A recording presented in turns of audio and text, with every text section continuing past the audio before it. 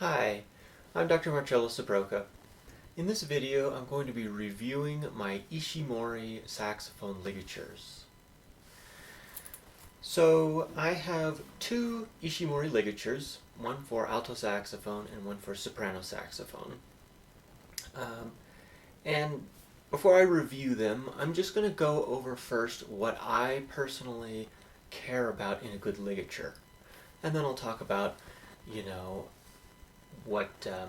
how I feel about these two ligatures that I have. So first off, what's the criteria that I use to judge a good ligature? The first thing is fit. If your ligature doesn't fit very well, it's going to cause a lot of problems. The number one thing though is that if you have to tighten the ligature down all the way or have it all the way loose, or it just doesn't fit the shape of the kind of mouthpieces you play, then when you're in the middle of an important rehearsal and you go to adjust your mouthpiece, for intonation reasons, sometimes the ligature moves and then the reed moves and it's a huge pain. So that's kind of the number one thing I look for with a ligature is, does it fit the mouthpiece well, and can I adjust the pitch of the instrument and it not mess everything up.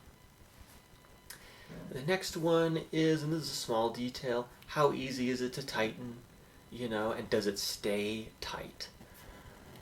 Some ligatures have really nice wide screws on them, so you can easily tighten it, and then some have kind of a knurled rod, and that can be good.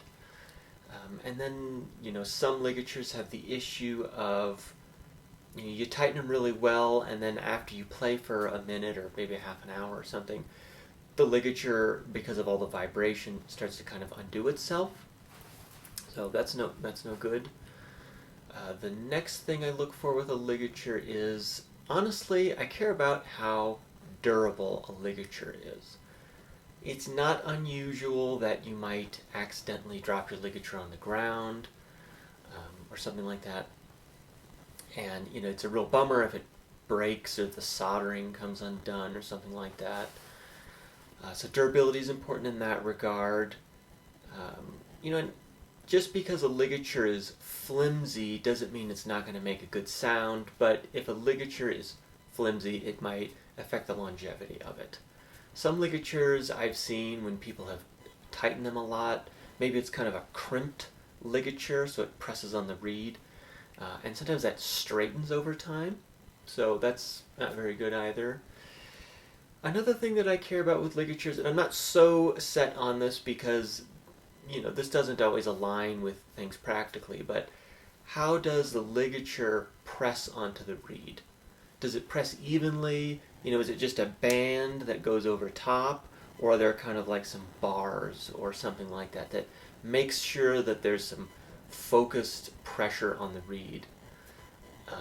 When you play, your reed kind of dries out a little bit, and if the pressure's not really concentrated on the reed, then sometimes when the reed dries, it'll move a little bit, or it'll peel away from the mouthpiece a little bit, which is, all of that's really bad, because typically that means that the reed isn't then sealing with the mouthpiece very well.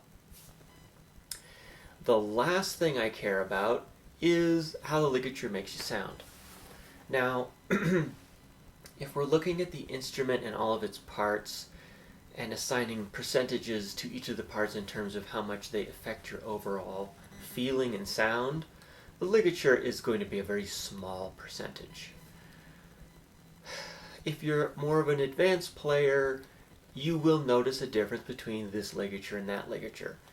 whether it's a really good or a bad difference is, up in the air. The only time I really notice a ligature to negatively affect somebody's sound, if we're just talking about sound, is if it's a really cheap ligature, you know, and in some very rare instances have I seen it where, getting a really nice ligature improves somebody's sound. It might, help a little bit. And I think that, if you're somebody who's at a higher level and those little details matter more and more, getting a nicer, higher quality ligature can be beneficial.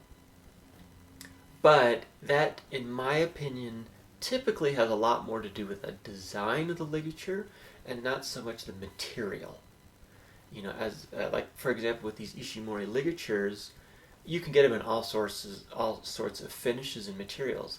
You can get them out of brass and all kinds of finishes. You can get them in copper, and you can get them in solid silver.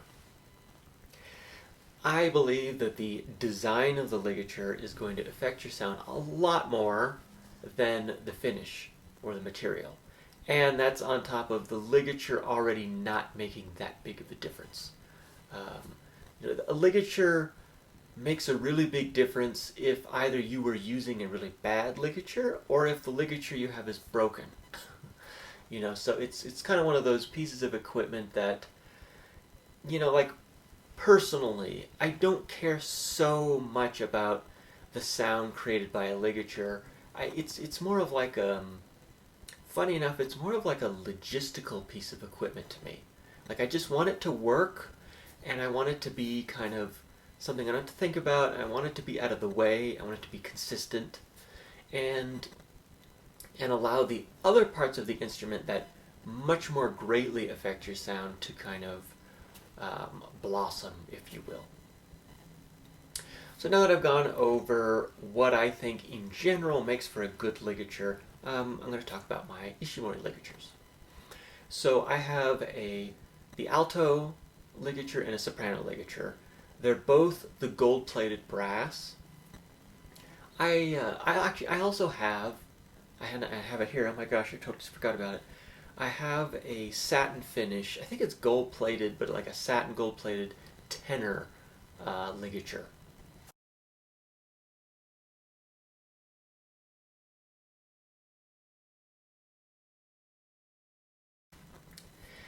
The tenor ligature, I haven't used it a ton. I just don't play tenor that much. At this point, it's 6 years old or something, but I've played it very little. The soprano ligature I've had for a year. About a year, a little under a year. And then my alto ligature I have had for, I think, 11 years or something like that. So I've had them for a while. All of them cost, when I bought them, between $150 and $200. The price of, just like everything else, has gone up a little over the years. Not as bad as some other pieces of equipment. But they are, as far as ligatures go, they are a more expensive ligature. So most people, well, I don't know, it's definitely like, you could go and buy a ligature for less than $100. That wowould be plenty high quality. So you don't have to spend this much, but whether it's worth it, you'll find it by the end of the video, or you can make up your mind for yourself. But all of that is to say that they're on they're the more expensive ligatures you can buy. All right, so let's start at the beginning of my kind of list of criteria. How well do these ligatures fit? Well, for all of my ligatures, I have the hard rubber Selmer version of them. Very important to get the right version. I have never once had a single issue with fit. Sometimes the screws come a little loose after playing for a while, but it's never been a problem. I've never had anything move around, and I've always been able to adjust the intonation of my saxophones without ever having an issue of them moving. Furthermore, when they are tightened down, they're very solid. There's no rattling of any kind. I've had some ligatures in the past, maybe I'll review them in the future, where they just felt kind of rattly and cheap, and they moved around, and it was just a bad fit. But these ones, with most classical saxophone mouthpieces, at least from Van Doren and Selmer, they have a very solid fit. On tenor, I've put them on Concept S90, S80, no problems. Soprano, I put it on Concept. I don't think I've put it on my S90 or my S80 yet, but I'm sure it would fit those very well. And then on alto, I've put it on all of the popular mouthpieces: S90, S80, AL3, AL4, Claude DeLong mouthpiece, and a Concept. Never had a problem. I never had to tighten the screws way down or have them way open. So great fit, and they don't move. So wonderful in that regard. The screws are a little small, so they're kind of annoying to tighten, but on the other side of that, they're very nice looking. So the screws, they're a little small, but they're very aesthetically pleasing, and they get the job done. The next thing is the design. So the reed, like on top of the fit being good that it doesn't move around, if you look on the inside of Ishimori ligatures, there's kind of two parallel rails.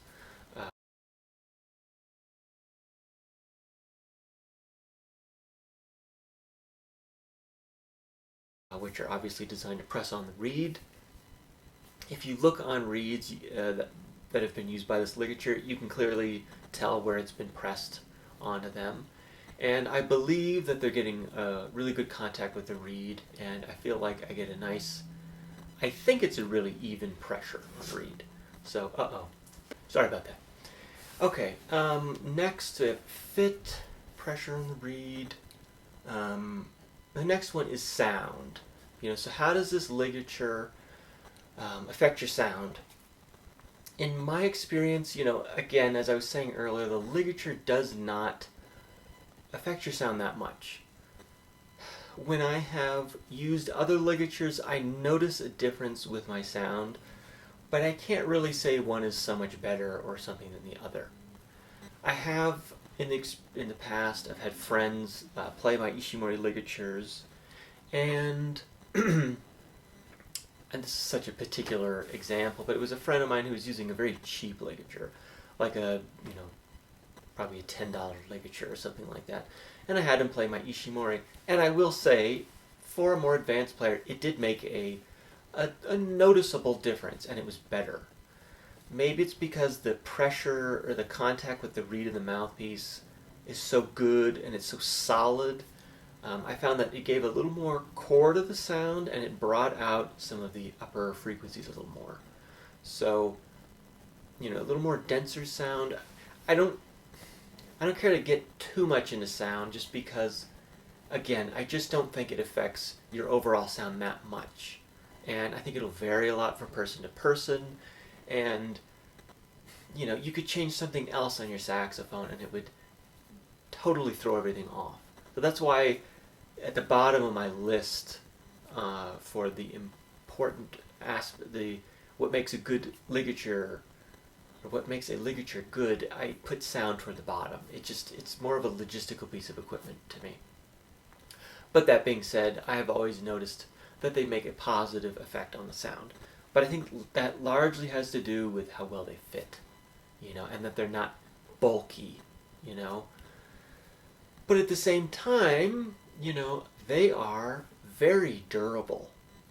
They're not like, I remember when I got my first Ishimori ligature, over a decade ago, the teacher I had at the time, Tom Meyer, at the University of Colorado, he was thinking that they were going to be like a Bay ligature, which are really thin ligatures. I've also had BG ligatures, which are very thin, and these are nothing like that. These are like twice as thick. They're very hardy.